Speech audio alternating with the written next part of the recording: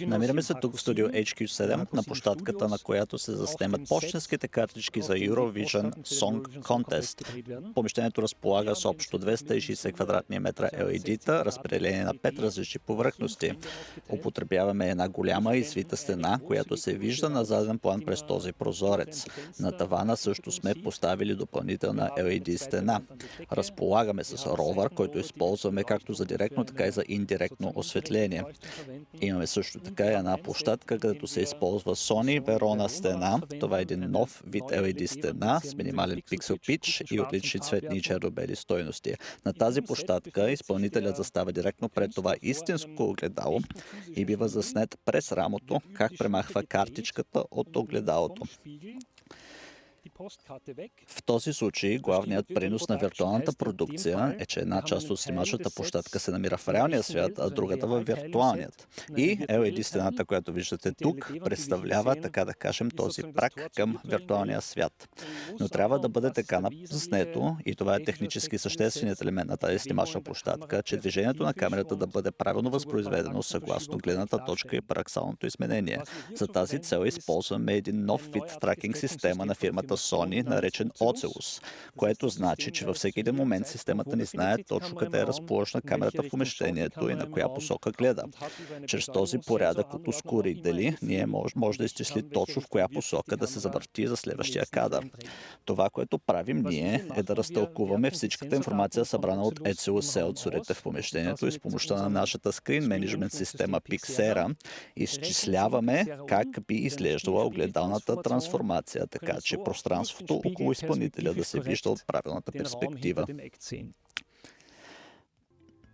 Намираме се сега в така наречената площадка прозорец. Изпълнителят се движи из това помещение и след известно време сяда тук пред прозореца. През прозореца се вижда следващата сцена, обикновено някоя панорамна гледка от страната на съответния участник. Зад мен се вижда също така една малка част от LED стената, където е разположен вътрешния фрустум. Това е изображението, което се заснема от камерата.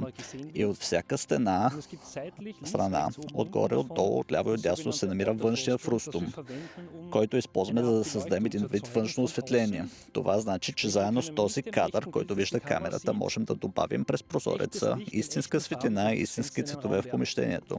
На този видеоматериал му се коригира цвета в реално време от нашия техник. Значи, тук сме създали един работен процес, където наистина може да реагираме в реално време на опътванията на режисьора и на директора фотография. По време на самите снимки разполагаме само с около 3 часа за всяка държава. Често ни се налага с много малко предизвестие коренно да променим доста неща. Примерно да изместим фона, да го смалим, да го големим или напълно да го сменим картинката. За да постигнем това, ние просто не е нужно един инструмент, с който може бързо и гладко да изпълним желаните промени. На тази повърхност виждате нашето контролно табло, което сме изработили специално за тази цел.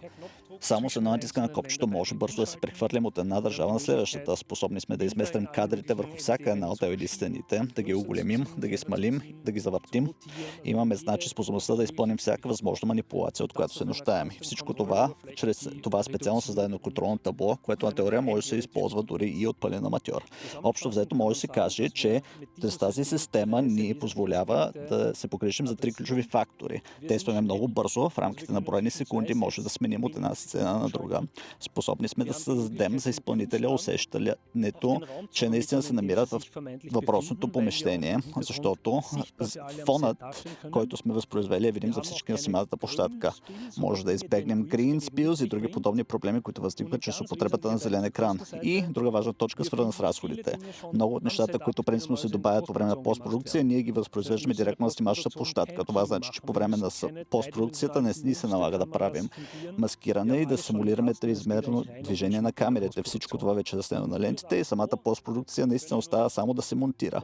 Ние от AV Pro може да потвърдим, че от наша гледна точка това съчетание от продукти Sony Verona, Sony Oculus и Pixera Screen Management система ни предлага огромна стойност при тези продукции, в които критично важно да се работи скоростно и за в бъдеще ще разчитаме отново на тази подкрепа за много други подобни.